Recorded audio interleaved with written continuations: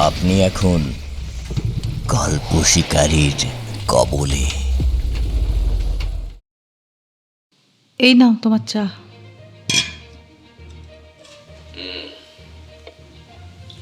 সারাদিন ধরে টিভিটা চলছে সকাল থেকে, কি দেখো বলো তো? টিভি স্ক্রিনে তখন ভাঙা দেওয়াল আর ইটের স্তূপের মধ্যে ক্যামেরা ঘুরছে। ইটের মধ্যে গোলাপি রঙের একটা স্কুলের ব্যাগও দেখা যাচ্ছে। ব্যাগটার উপর কার্টুন আঁকা। মালতী দেবী বললেন, দেখেছ, ওরা স্কুলে বোমা ফেলেছে, বাচ্চাদের স্কুলে। আচ্ছা, চিনিটা আবার বেশি দিয়েছো আজকে। আমি কি বললাম শুনেছ? ওরা স্কুলে বোমা মেরেছে। হ্যাঁ, তো সে নিয়ে আমাদের এত ভেবে কি লাভ? ওরা তো না, আমাদের এখানকার লোক তো না। ও, কিন্তু ওরাও তো মানুষ। মানুষ তো বটে, কিন্তু আমাদের তো না। মানে মানুষের আবার আমাদের ওদের কি? তুমি আবার শুরু করলে। এই সারাদিন ধরে টিভিটা দেখে দেখে না তোমার মাথাটা একদম গেছে। আচ্ছা, মানুষ কি করে পারে বলো তো?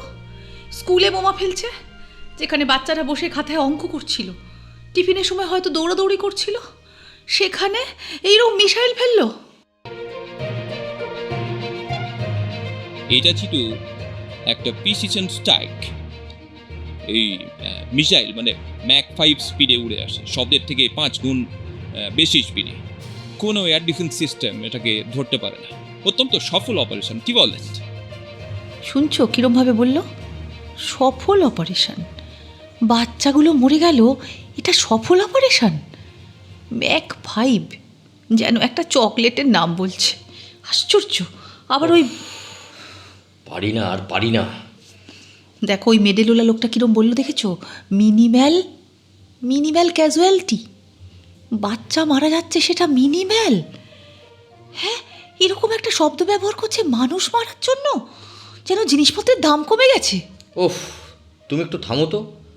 ওরা ওদের দেশে যুদ্ধ করে, ঝামেলা করে, মারা যায়, এরকমই হয়। ও, আর আমাদের আশু? আমাদের আশুর সঙ্গে এর কি সম্পর্ক? সম্পর্ক আছে। যুদ্ধে তো আর্মির ছেলেগুলোই মরে, হয় এপক্ষের নয় অপক্ষের। তুমি এই যুদ্ধটা ছাড়বে? তোমার মাথায় ঢুকে গেছে এটা একদম। হয়তো ওখানেও কারোর মা একটা ফোনের জন্য 3 দিন ধরে বসে আছে, আর সেই ছেলেটা হয়তো আর কোনো দিনই ফোন করবে না। আমাদের আশুকে এর মধ্যে টানবেন, আমি বলে দিলাম। কিন্তু ও আমাদের আর্মিতে কাজ করে, ইন্ডিয়ান আর্মিতে কাজ করে, ও আমাদের দেশ রক্ষা করে। ওই ছেলেগুলো তো ওদের দেশের জন্য যুদ্ধ করতে গিয়েছিল, ওদের দেশকে বাঁচাবার জন্য। আচ্ছা, যারা যুদ্ধ লাগায় তাদের ছেলেরা কি যুদ্ধ করতে যায়? তাদের ছেলেদের গায়ে কোনো আঁচড় লাগে?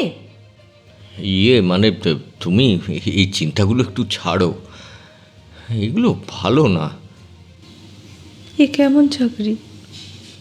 মানুষ হয়ে মানুষকে মারবে, মানুষ হয়ে মানুষ মারার চাকরি। মরে গেলে আবার সম্মানও পাবে, বুকে মেডেল লাগাবে, পতাকায় মুড়ে কফিন আসবে, আবার বীরের মা কাঁদছে সেগুলো দেখাবে। তুমি আমাদের ছেলেটাকে নিয়ে বড় চিন্তা করছো, আমি বুঝতে পারছি, কিন্তু কি করব বলো? ছাড়ো, এই চিন্তাগুলো ছাড়ো, আমাদের কিছু করার নেই গো। জানো, সবচেয়ে বড় মিথ্যেটা কি? সম্মান। ওরা বলে দেশের জন্যে প্রাণ দিয়েছে। এর চেয়ে বড় সম্মান আর কি আছে? সম্মান। আমার ছেলে মরবে আর ওরা সম্মান দেবে। আমি সম্মান চাই না, আমি আমার ছেলেকে চাই জ্যান্ত, 2 হাত 2 পা নিয়ে সে ঘরে ফিরুক, আমাকে মা ডাকুক, গরম ভাত খাক, এইটুকু। আমি কোনো মেডেল চাই না। থামো থামো, একটু একটু থামো, শান্ত হও, একটু শান্ত হও। আশু জানে, সব জানে।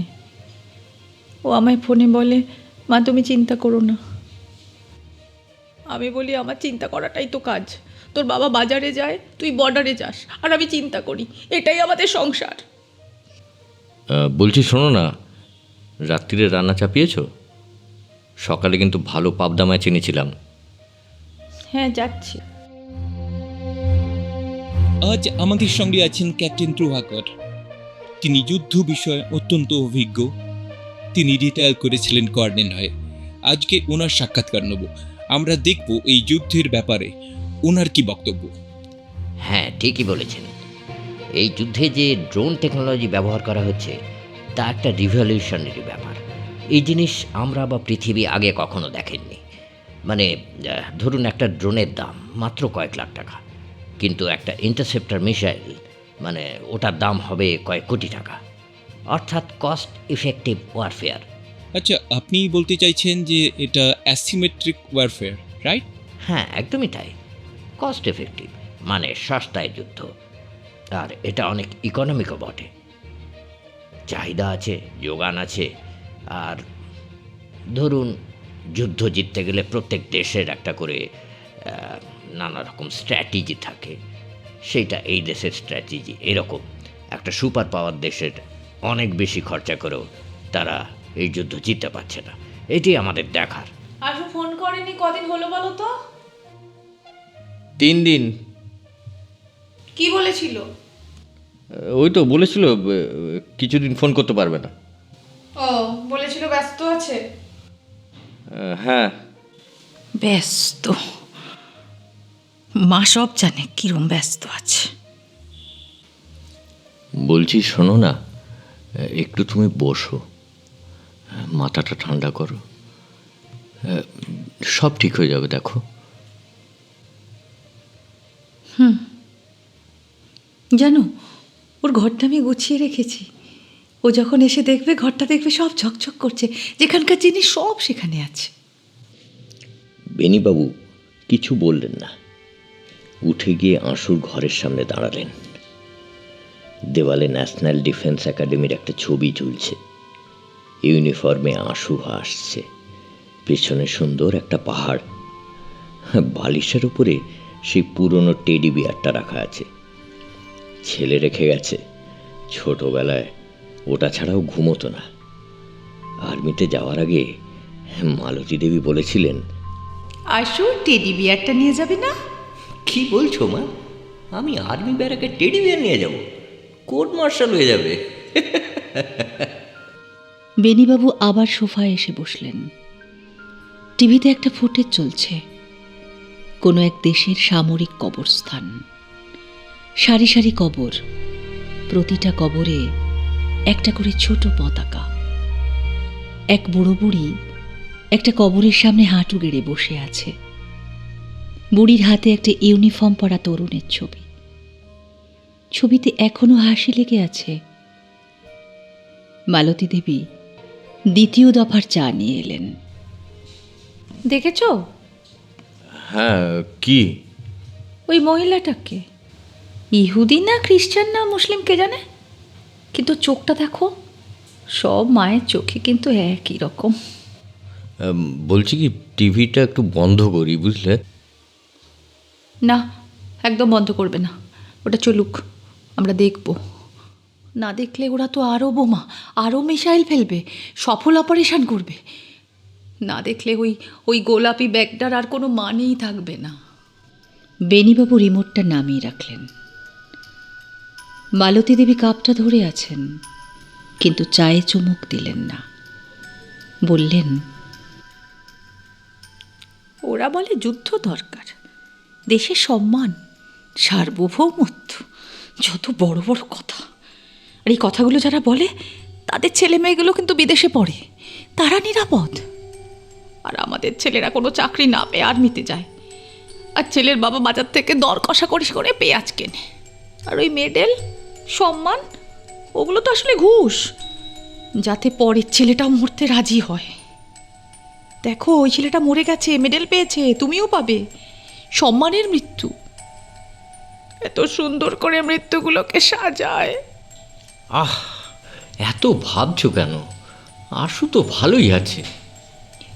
এখন তো আছে, কিন্তু কাল কাল মালতী দেবী বাক্যটা শেষ করতে পারলেন না, কিন্তু তাতে কোনো অসুবিধে হলো না। বেনিবাবু মানেটা বুঝলেন। 40 বছরের সংসার, অসমাপ্ত বাক্যের মানে দুজনেই জানেন।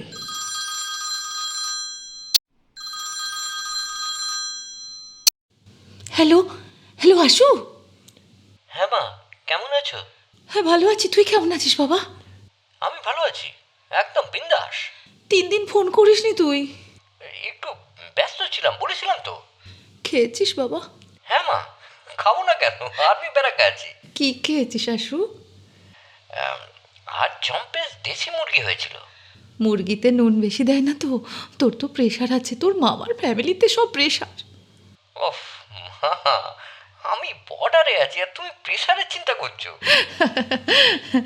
বর্ডারে থাকলে কি প্রেশার থাকবে না বাবা? বুলেটের চেয়েও যে প্রেশার বেশি খারাপ। বুলেট একবার লাগে, প্রেশার যে রোজ মারে। মা, হ্যাঁ বল। তুমি খেয়েছো? হ্যাঁ রে খেয়েছি। সত্যি বলছো? হ্যাঁ রে বাবা খেয়েছি রে, খেয়েছি।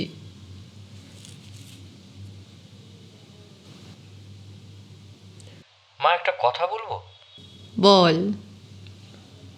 আমি কিন্তু মানে ওই কয়েকদিন আর কি একটু ফোন করতে পারবো না, মানে আউট অফ নেটওয়ার্ক থাকবো। কেন আশু? একটু ব্যস্ত থাকবো মা, চিন্তা করো না, জাস্ট রুটিন কাজ আর কি।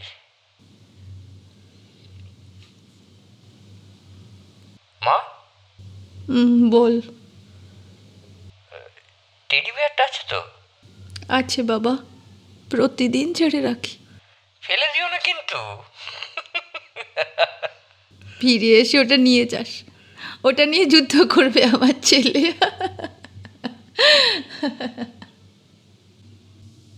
হাসতে হাসতে ফোন রেখে দিল আশু। মালতী দেবী ফোনটা কানের কাছে ধরে রইলেন কয়েক মুহূর্ত। বেণীবাবুর চোখ ভিজে গেল। তিনি মুখ ঘুরিয়ে নিলেন। বাবারাও কাঁদে, কিন্তু কাউকে দেখতে দেন না। মালতী দেবী উঠে গিয়ে আশুর ঘরে ঢুকলেন। টেডি বিয়ারটা কোলে তুলে নিলেন। বেণীবাবু দরজায় দাঁড়িয়ে দেখলেন। ডাইনিংয়ে ফিরে গিয়ে টিভিটা বন্ধ করে দিলেন। রাতের আকাশে ছকছকে তারা ফুটল। একই আকাশ।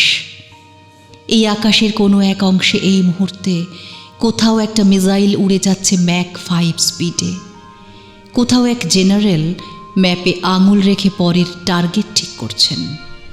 কোথাও এক বিশেষজ্ঞ টিভিতে হাসতে হাসতে বলছেন কস্ট ইফেক্টিভ ওয়্যার। কোথাও একটা গোলাপি ব্যাগ ইটের নিচে চাপা পড়ে আছে। আর কোথাও মালতী দেবী একটা টেডি বিয়ার কোলে নিয়ে অন্ধকারে বসে আছেন।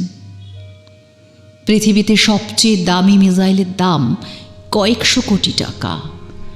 সবচেয়ে আধুনিক ড্রোনের দাম হয়তো কয়েক কোটি, কিন্তু সবচেয়ে দামি জিনিসটার কোনো দাম নেই। কোনো বাজেটে ধরা যায় না, কোনো ইকোনমিক্সে ধরা পড়ে না। এখানে জীবন মূল্যহীন। একটা মায়ের অপেক্ষা মূল্যহীন, কারণ ওরা অন্য জাতের মানুষ। ওদের ভগবান অন্য কেউ।